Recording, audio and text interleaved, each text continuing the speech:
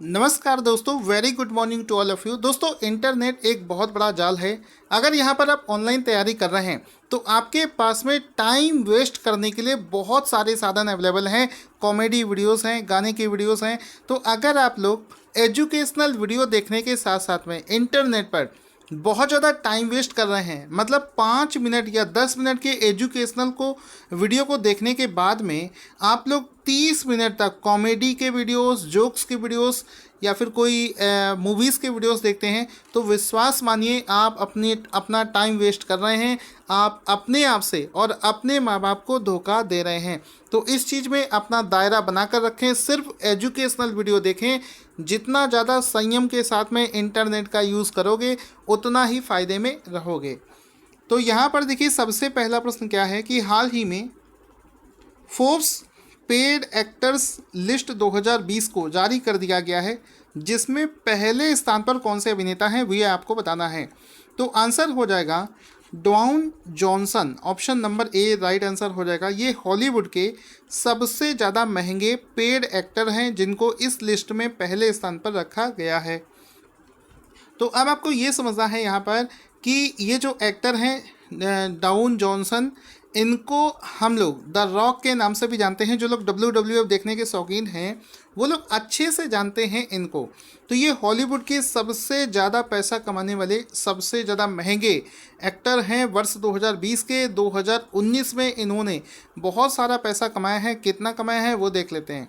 यहाँ पर देखिए लिखा है डवान जॉनसन जो है, इन्होंने वर्ष 2019 में $87.5 मिलियन जो है ये अर्न किया है, जिसके साथ में ये इस लिस्ट में पहले स्थान पर आते हैं। तो उसके अलावा एक और प्रश्न बनेगा कि बॉलीवुड से सिर्फ एक अभिनेता है जिसको इस लिस्ट में रखा गया है और वो इस लिस्ट में 6ठे स्थान पर आते हैं। और प्रश्न बनेगा कि फोर्ब्स की पेड एक्टर्स की जो 2020 की लिस्ट है उसमें से किस एकमात्र भारतीय अभिनेता को शामिल किया गया है। आंसर हो जाएगा Akshay Kumar. Option number C इसका राइट आंसर हो जाएगा। सिर्फ एक अभिनेता अक्षय कुमार को इसमें शामिल किया गया है। ऑप्शन नंबर सी इसका राइट आंसर हो जाएगा। इसमें आप देख सकते हैं अक्षय कुमार, जिन्होंने $48.5 मिलियन का अर्निंग किया है और ये 6ठे स्थान पर है पूरे ग्लोबली लिस्ट में, जो कि एक बहुत बड़ी बात है कि बॉलीवुड का कोई अभिनेता इस लिस्ट में 6ठे स्थान पर आता है। दोस्तों, अगला शानदार प्रश्न बना है कि चेक से होने वाले धोखाधड़ी से रोकने के लिए किसने हाल ही में पॉजिटिव पे नाम से एक सुविधा को लॉन्च किया है। आंसर हो जाएगा हाल ही में RBI ने पॉजिटिव पे नाम से एक सुविधा को, एक टेक्निक को लॉन्च किया है, जिसके माध्यम से आए दिन जो हम लोग सुनते थे कि चेक के नाम पर धोखाधड़ी हो जाती है, किसी और के चेक को मैनिपुलेट करके आसानी से लोग उनके अकाउंट से पैसा निकाल लेते हैं। तो इन सभी फ्रॉड से बचने के लिए हाल ही में RBI ने पॉजिटिव पे नाम से एक टेक्निक की शुरुआत करी है, जिससे कि चेक के माध्यम से होने वाली धोखाधड़ी को काफ़ी हद तक रोका जा सकता है। तो इसमें आप देख सकते हैं ये RBI के जो इस समय जो गवर्नर हैं उनका फ़ोटो आप देख सकते हैं। और यहाँ पर देखिए लिखा है कि RBI introduces positive pay system for checks. और ये जो सुविधा है ये कितने हज़ार रुपए के चेक से लागू है। ये RBI के द्वारा 50,000 या उससे ज़्यादा का जो चेक होगा उस पर पॉजिटिव पे टेक्निक अप्लाई की जा सकती होगी। तो ये भी एक प्रश्न है कि चेक में होने वाले फ्रॉड के लिए RBI ने जो पॉजिटिव पे नाम से एक टेक्निक लॉन्च करी है, ये कितने हज़ार के चेक से ऊपर वैलिड है। तो आंसर हो जाएगा कि 50,000 से ज़्यादा का जो चेक होगा उसके लिए इसको वैलिड रखा गया है। साथ ही साथ में इसमें आपको एक और चीज़ बता दूँ कि इस टेक्निक में क्या होगा कि जब भी 50,000 से ज़्यादा का कोई चेक होगा तो एक पॉजिटिव पे नाम की एक टेक्निक होगी, या फिर इसको मोबाइल ऐप के थ्रू एक्सेस किया जा सकता है। इसमें जो भी व्यक्ति इस चेक को जारी करेगा उस व्यक्ति के द्वारा एक जानकारी प्रोवाइड कराई जाएगी उस अकाउंट से रिलेटेड। अगर वो जानकारी मैच हो जाती है तो उसी केस में पैसा रिलीज़ किया जाएगा। अगर वो जानकारी मिस मैच होती है तो फिर ये चेक जो है क्लियर नहीं किया जा सकेगा। तो ये इसका राइट आंसर हो जाएगा। इसके बारे में आपको मैंने बता दिया। दोस्तों, अगर आपको हमारा वीडियो अच्छा लगता है तो इस वीडियो को लाइक करें ना करें, इस वीडियो को शेयर ज़रूर करें।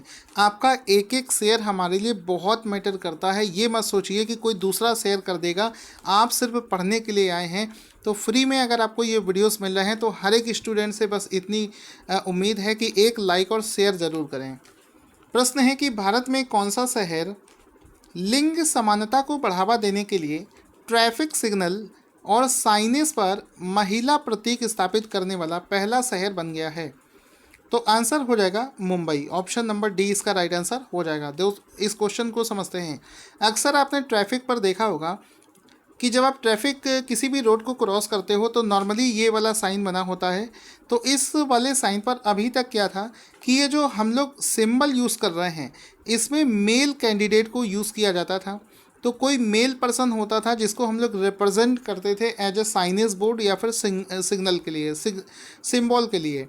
लेकिन पहली बार ऐसा हुआ है कि मुंबई में जो सिग्नल्स यूज़ किए गए हैं, जो सिंबल्स यूज़ किए गए हैं, उनको मेल की जगह फीमेल रिप्रेजेंट यहाँ पर किया गया है। तो यहाँ पर आप देख सकते हैं, यहाँ पर भी फीमेल है, यहाँ पर भी है और यहाँ पर भी है। तो मेल की जगह फीमेल को यहाँ पर दर्शाया गया है। तो इसी वजह से आंसर हो जाएगा। ये सब जेंडर इक्वलिटी की वजह से किया गया है कि भारत का कौन सा शहर लिंग समानता को बढ़ावा देने के लिए ट्रैफिक सिग्नल और साइनेज पर महिला प्रतीक, महिला सिंबल को यूज़ कर रहा है। तो मुंबई इसका राइट आंसर हो जाएगा। दोस्तों हाल ही में होम मिनिस्ट्री की तरफ से मेडल्स दिए गए हैं, किसको? पुलिस वालों को। तो प्रश्न बनेगा कि 2020 के लिए जांच में उत्कृष्टता, एक्सीलेंस इन इन्वेस्टिगेशन के लिए केंद्रीय गृह मंत्री के पदक से कितने पुलिस अधिकारियों को सम्मानित किया गया है? तो टोटल 121 पुलिस अधिकारियों को हाल ही में सम्मानित किया गया है एक्सीलेंस इन इन्वेस्टिगेशन, यानी कि जांच में उत्कृष्टता के क्षेत्र में केंद्रीय गृह मंत्री के पदक से उनको सम्मानित किया गया है।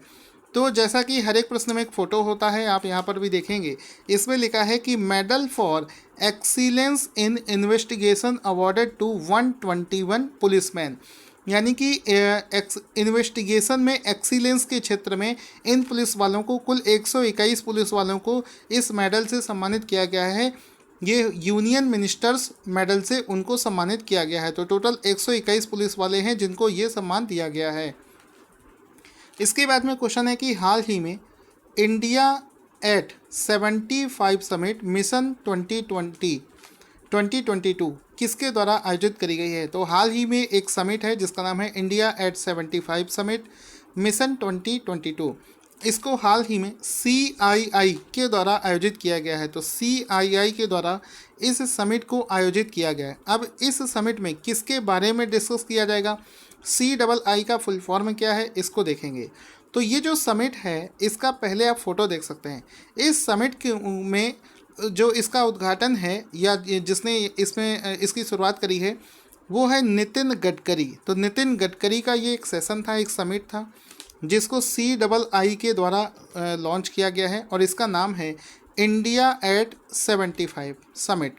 तो इसमें देखो लिखा है India at 75 summit mission 2022 organised by CII, यानी कि confederation of Indian industry, CII के द्वारा इसको लॉन्च किया गया है। तो ये नितिन गडकरी ने इसमें संबोधन दिया था, जो कि इस समय केंद्रीय परिवहन और राज्य मंत्री हैं। अब इसमें देखो है किस बारे में, ये जो समिट ऑर्गेनाइज किया गया है ये MSME के विकास को बढ़ावा देने के उद्देश्य से शुरू किया गया है, यानी कि MSME की जो हालत इस समय ख़राब चल रही है उसको बढ़ाने के उद्देश्य से शुरू किया गया है। CII के बारे में अगर डिस्कस करें तो इसके जो प्रेसिडेंट हैं वो हैं उदय कोटक और इसका जो हेडक्वार्टर है ये नई दिल्ली में स्थित है। दोस्तों अगला प्रश्न है कि हाल ही में लॉन्च करी गई कनेक्टिंग, कम्युनिकेटिंग, चेंजिंग पुस्तक किसके कार्यकाल पर आधारित है? तो हाल ही में लॉन्च करी गई ये जो पुस्तक है ये उपराष्ट्रपति वेंकैया नायडू के 3 वर्ष का जो कार्यकाल है उस पर आधारित है। तो ये उनके कार्यकाल पर आधारित है, एक पुस्तक है जिसको हाल ही में राजनाथ सिंह ने लॉन्च किया है और ये कनेक्टिंग, कम्युनिकेटिंग एंड चेंजिंग नाम से ये जो पुस्तक है ये उपराष्ट्रपति वेंकैया नायडू के कार्यकाल पर आधारित है। तो यहाँ पर आप देख सकते हैं ये राजनाथ सिंह के द्वारा इसको लॉन्च किया गया है और ये उपराष्ट्रपति जी का फ़ोटो देख सकते हैं, ये यहाँ पर खड़े हैं और इस पुस्तक का नाम है कनेक्टिंग, कम्युनिकेटिंग, चेंजिंग और इस पुस्तक को श्री वेंकैया नायडू के जो कार्यकाल है उसके बेसिस पर, उसके आधार पर ही लॉन्च किया गया है। आगे चलते हैं।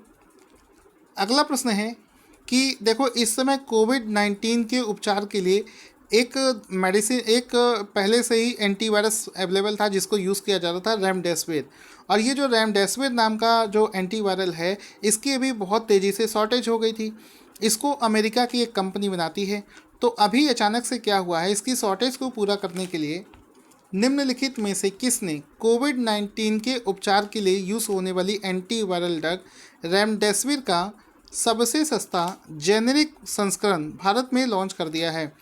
तो कंपनी है जाइडस कैडिला। तो जाइडस कैडिला नाम की एक कंपनी है, फार्मेसी कंपनी है, जिसने ही हाल ही में भारत में रेमडेसिविर के जेनेरिक वर्जन को बहुत ही सस्ते प्राइस पर लॉन्च कर दिया है। तो ऑप्शन नंबर डी इसका राइट आंसर हो जाएगा। अब इसमें आप देख सकते हैं लिखा है कि ये जो डोज है रेमडेसिविर के जेनेरिक वर्जन का, इसको जाइडस ने भारत में लॉन्च किया है और बहुत ही सस्ते रेट पर, यानी कि अब तक के सबसे सस्ते रेट पर, यानी कि मात्र 2800 रुपये का जाइडस कैडिला की तरफ से ये रेमडेसिविर का जेनेरिक वर्जन आपको मिल जाएगा 2800 रुपये में।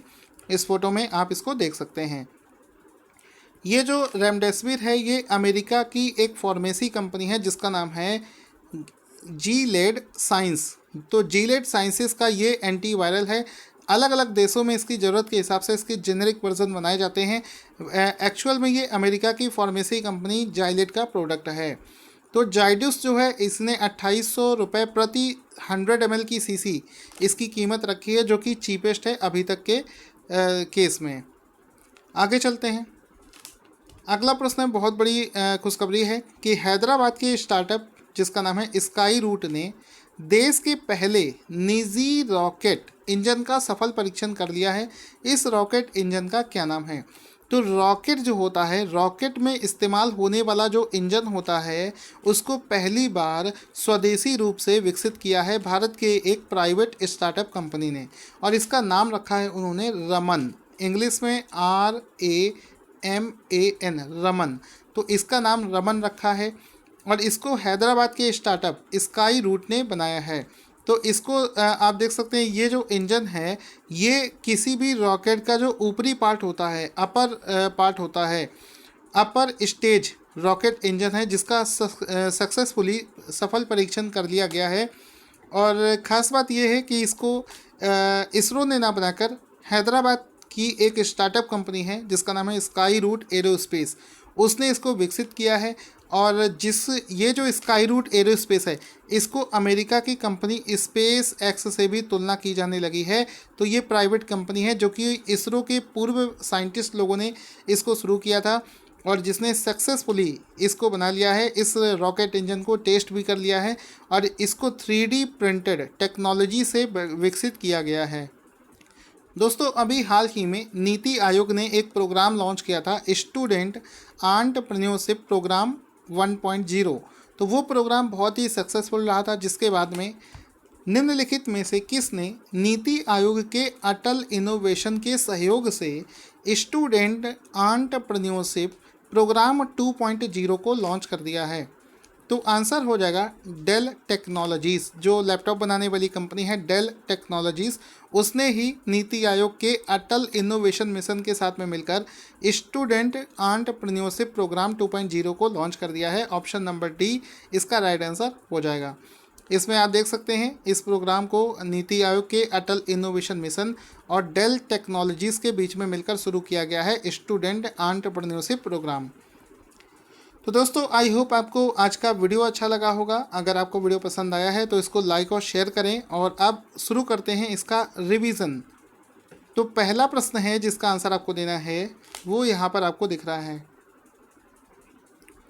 तो आंसर हो जाएगा डाउन जॉनसन। दूसरा प्रश्न है, इसका राइट आंसर हो जाएगा अक्षय कुमार। उसके बाद में तीसरा प्रश्न है पॉजिटिव पे किसने शुरू किया है? तो RBI इसका राइट आंसर हो जाएगा। इस वाले प्रश्न का आंसर बताएंगे चौथे का। तो आंसर हो जाएगा मुंबई शहर इसका राइट आंसर हो जाएगा। कितने पुलिस अधिकारियों को पदक दिया गया है? 150 है कि 175 है, क्या है? 121। ठीक है। आगे चलते हैं। ये किसके द्वारा आयोजित किया गया है? तो ये जो समिट है इसको CII के द्वारा आयोजित किया गया है। आई होप आपने सभी क्वेश्चन के आंसर सही से दिए होंगे। वीडियो को अब शेयर कर दें। ठीक है, थैंक यू।